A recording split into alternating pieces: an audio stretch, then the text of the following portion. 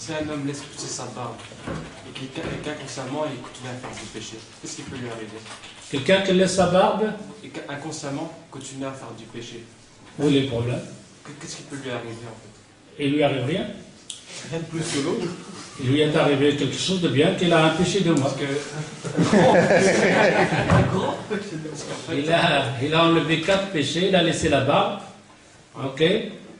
Et en même temps, il continue à faire du péché en laissant sa barbe. Et oui, mais laisser la barbe, commencer à prier, faire le pèlerinage, ne te rend pas un ange ou un prophète. Tu resteras toujours quelqu'un qui commet des péchés. À l'infini, jusqu'à la mort. Les seuls qui ne commettent pas les péchés, c'est les prophètes et les anges. C'est pour ça le djinn, le shaitan, il te joue un sale tour, tu vois les gens, tu fais le pèlerinage. Ah, moi, je vais faire le pèlerinage quand j'arrête de faire les péchés. C'est comme il va faire le pèlerinage, il va revenir un ange. C'est rien, tu vas commettre les péchés. Et alors, on te dit que tu as laissé la barbe, que tu as commis un péché. Ceux-là qui n'ont pas la barbe, ils commettent les péchés. Et alors, on voit bien que cette barbe-là, peut-être te encouragerait, te donnera plus de force à commettre moins de péchés. Une personne qui prie commettra moins de péchés. Une personne qui laisse la barbe, une personne qui s'habille avec des vêtements musulmans, etc., il fera moins de péchés. Pourquoi? Soit lui-même, il est arrivé à cette foi-là parce que cette foi, ça renforce, soit il ne peut pas le faire parce que les gens le remarqueraient plus qu'une personne normale. Okay? Et c'est pour ça qu'on trouverait le savant fera, lui, moins de péchés. Il fera des péchés en cachette, etc., mais il ne les fera pas en déclarant, c'est-à-dire comme ça. Il va le faire chez lui à la maison, fermer la porte, etc., mais il n'osera pas le faire, parce que pourquoi? C'est un modèle. Non. Est-ce qu'un péché, un petit péché, à force de le faire, peut devenir un grand péché? Ils ne disent pas qu'il peut devenir un péché, ils disent qu'il n'y a pas de petit avec continuellement. Tu commets un péché, c'est-à-dire continuellement, c'est comme l'équivalent d'un grand péché. Mais ce n'est pas, on sera... Non, automatiquement, il ne revient pas à un péché. Il ne revient pas à un grand péché, sinon on doit un faire grand péché, un c'est un grand péché. Un petit péché, c'est un petit péché. Simplement, il te dit que ce petit péché répété, il n'est plus le sens d'un petit. Non. Cher, quand le professeur Salem dit dans un hadith qu'un pèlerinage qui a été fait avec la bonne intention, et avec sa sunna, et qui a accepté, celui qui l'a fait, c'est comme s'il venait de naître. Ouais. Parce qu'il y a une divergence là-dessus. Est-ce que ça enlève aussi les grands péchés ou pas? Les grands péchés, il y a certains savants qui l'ont dit. Mais la vie le plus plausible, non. Les grands péchés, toujours, la majorité des savants, les grands péchés, il faut avoir en repenti. Ou surtout les péchés avec l'autrui, avec l'autre personne. Je ne vais pas faire de mal à quelqu'un, le dénigrer, le faire un mensonge sur elle, je vais faire le péché, que lui, ça fait Allah, il m'a pardonné. Non, je dois demander pardon à cette personne. Alors c'est pour ça que les ulama te disent les petits péchés. Non. Parce que quand on fait, par exemple, on fait la salat tawba, et on a peur de retomber dans cette chose-là, est-ce qu'on peut faire la salat tawba ou... Eh bien oui. Déjà, cette peur-là, c'est déjà tawba. Avant que tu le fasses. Ça, c'est la personne... Les personnes disent, certaines personnes croient que la personne humaine, c'est-à-dire le musulman, ne commet pas de péché.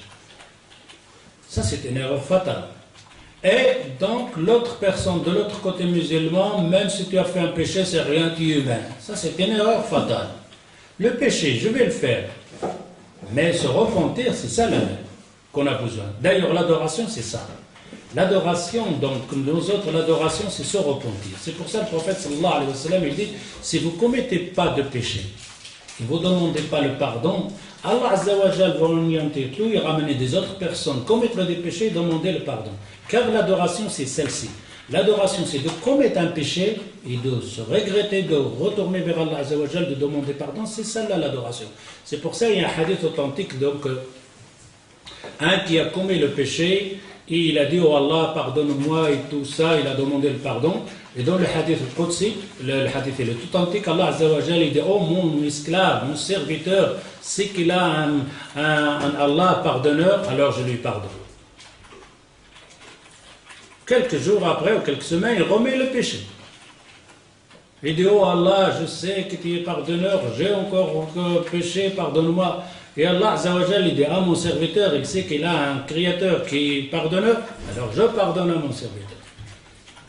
3 fois, il remet le. Oh Allah Azza wa Jal. Allah Azza wa Jal, il dit, mon serviteur ici qu'il a un créateur qui les pardonne, alors je lui pardonne qu'il fasse ce qu'il veut.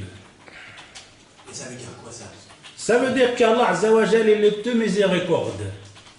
Que cette personne-là qui demande ce genre de pardon, Allah Azza wa Jal va lui faire le chemin d'arrêter ces péchés-là. Quand il lui dit fais-toi, ça ne veut pas dire qu'il va commettre les péchés. Allah Azza wa Jal, on l'appelle tawfiq. Comment on appelle ça, tawfiq? Car Allah Azza wa Jal lui ferait des causes qu'il va arrêter ce genre de péché-là, à force donc de demande. Pourquoi? Parce qu'il a fait 3 péchés. Ok? Maintenant, il a plus de hasanat ou plus de péchés? Des hasanat. Il a combien de péchés? Quand tu te repentes, c'est un hasanat ou pas un hasanat? Un hasanat est l'équivalent de combien? De 10 minimum. Il en a combien de hasanat? 30. Il a combien de péchés? 3. Alors, il y a encore en plus. Pour ça, les ulama te disent non, ici il y a plus d'adoration, mais ce repentir de sincère. Et là, les ulama te disent, si ce repentir, qu'Allah Azza wa Jal lui dit je pardonne, c'est un repentir sincère. C'est ce repentir les sincères, il va s'arrêter. Ok? Mais dans le repentir, il n'y a pas la condition de ne pas recommencer. Pardon? Dans le repentir, il y a quand même la condition de ne pas recommencer. Ça, c'est les conditions entre toi, par exemple, et ta conscience, ou une personne, mais avec Allah Azza wa Jal, il sait ce que tu as dans ton cœur. Tu as les 3 conditions, c'est-à-dire donc de se retirer de ce péché, al-iqla', al-nadam ala mafal, wa an yanwi an la ya'ud. Les 3 conditions, c'est-à-dire de se retirer de ce péché, la première chose, de regretter ce que tu as fait, de penser de ne plus jamais refaire ça. Et la 4e, c'est quand tu as avec quelqu'un d'autre, de remettre le mal que tu as fait à cette personne-là. Voilà les conditions. Mais ça ne veut pas dire, ça doit venir de l'intérieur. C'est-à-dire que ce péché, d'ailleurs c'est pour ça les ulama ils te disent, une personne qui a commis un péché, il demande pardon une fois, il oublie ce péché. Ce pardon-là, il n'est pas juste. Cette repentir, il l'oublie, il n'en pense plus, il n'en parle plus. Par contre, il dit le vrai repentir, que ce péché, à chaque fois il lui revient dans la tête, il demande pardon. Il a demandé déjà pardon. Mais à chaque fois que ce péché lui revient à la tête ou que l'image revient, il redemande pardon. C'est-à-dire qu'à ce péché-là, il ne lui demande pas une fois, il pardonne. Il demande des milliers de fois toute sa vie pardon pour ce péché-là. Il dit quelqu'un qui l'oublie un péché, croit que ça y est, il est pardonné, celui-là n'est pas bien dans son. Le péché que tu l'as commis dans ta prière, tu as pensé à ce péché, tu as demandé pardon. Tout d'un coup, le péché il revient. Et ça te fait mal quand tu penses à ce péché-là. Tu redemandes pardon. Parce que tu n'es pas certain si tu es pardonné encore ou pas.